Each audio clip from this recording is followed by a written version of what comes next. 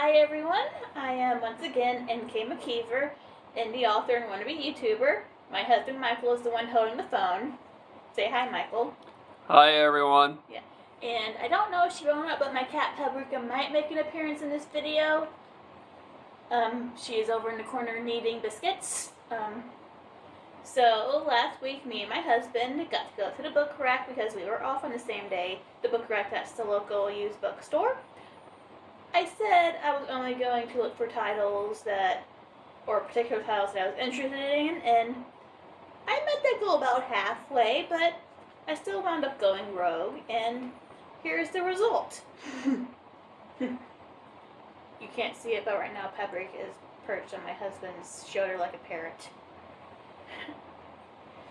First up on our list, Broken Flower, the first book in a two-part duology by V.C. Andrews, aka Andrew Niederman. If you've watched some of my earlier videos, you will know that I did explain the whole fact that the woman known as V.C. Andrews has actually only wrote a small portion of her work, and the rest of the books were written by a ghostwriter, allegedly hired by the family. That's where story gets a little complicated. I might be doing a deep dive in that at some point, just not right now. As you can see, this book does have like the really nice vintagey painted covers, which I like. I hate that the company stopped doing that. And here's the back, where you can see what would have been on the inside in some editions. She was too grown up for childish games, but too young to become a woman. Living with her parents and brother and her grandmother Emma's enormous mansion, Jordan March tries to be a good girl and follow her grandmother's strict rules. But one day, without warning, Jordan's body begins to change, and everyone notices her in a way that seems dark, dangerous, and threatening. Suddenly, the March family secrets are unleashed, and Jordan is ashamed and afraid that her soft curves are unwelcome indeed. Now, grandmother Emma sets out to make Jordan pay for her family's past mistakes, sending her world spinning wildly out of control.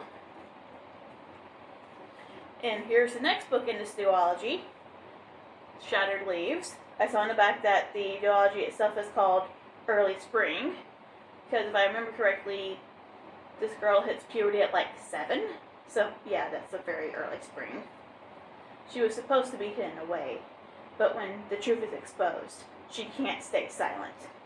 After tragedy tears her family apart, Jordan March is shipped off by her domineering grandmother Emma to live with Emma's long-forgotten sister.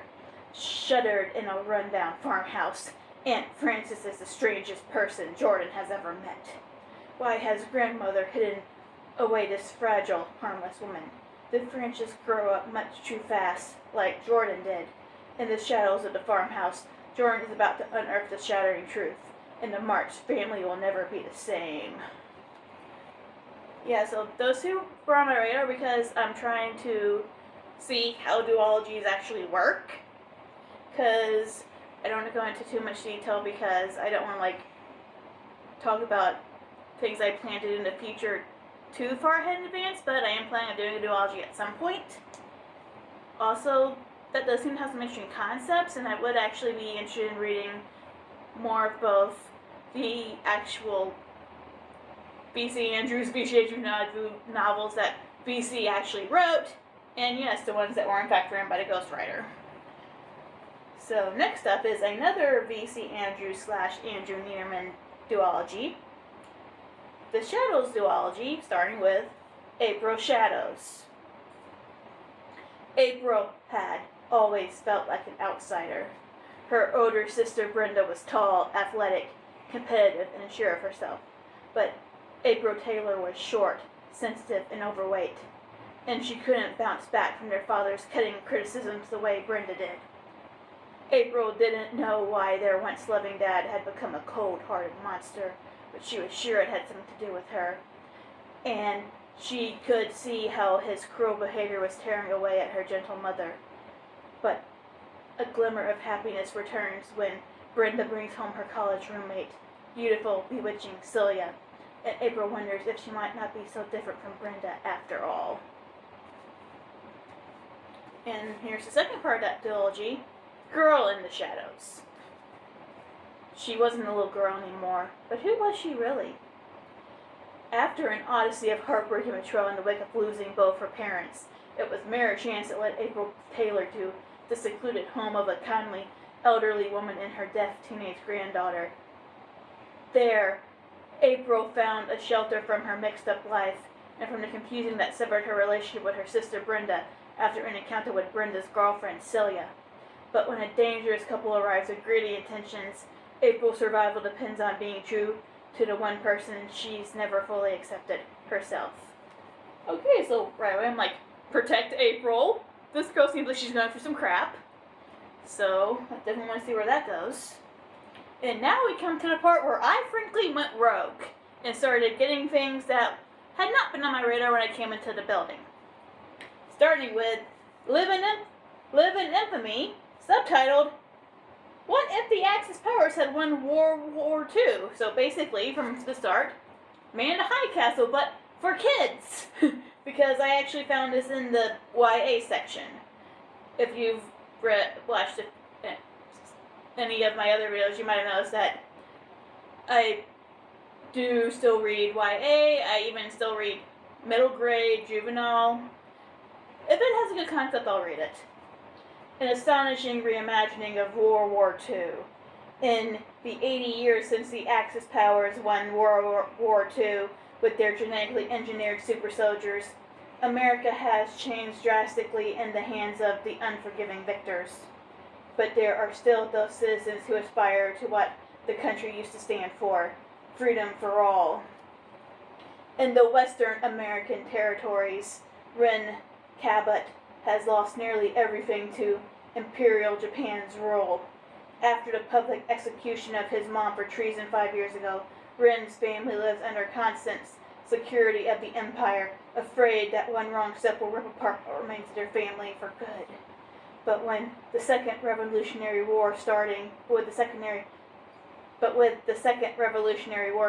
in Nazi-controlled Eastern American territories, a rebellion is making its way across the land. When a chance encounter with a resistance group offers Ren an opportunity to save lives and quite possibly topple the government, he agrees to their deadly plot. But his road will lead him straight into the heart of the enemy, and if caught, death will be a much better fate than what the Empire will do to him. In this breathtaking, gripping novel of a world that might have been, one boy will be first to realize the true cost of freedom and find out if he's prepared to pay for it.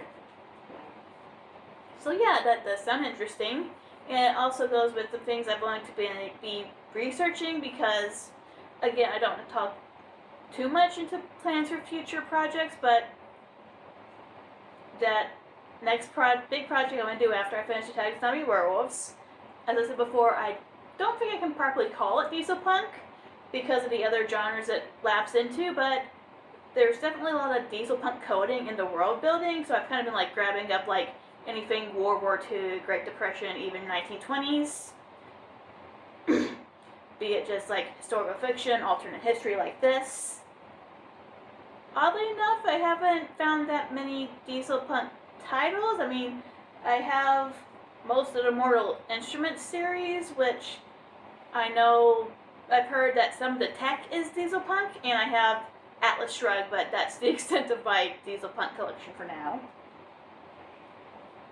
Now, I don't know if I was doing book hauls when I bought this, but I bought the first book in this next series a while back, so when I saw them on the shelf to the romantasy section, I snatched them up, even if I probably shouldn't have at the time. A Touch of Ruin by Scarlett St. Clair. Oh, and this last one was written by Caroline Tung Richmond.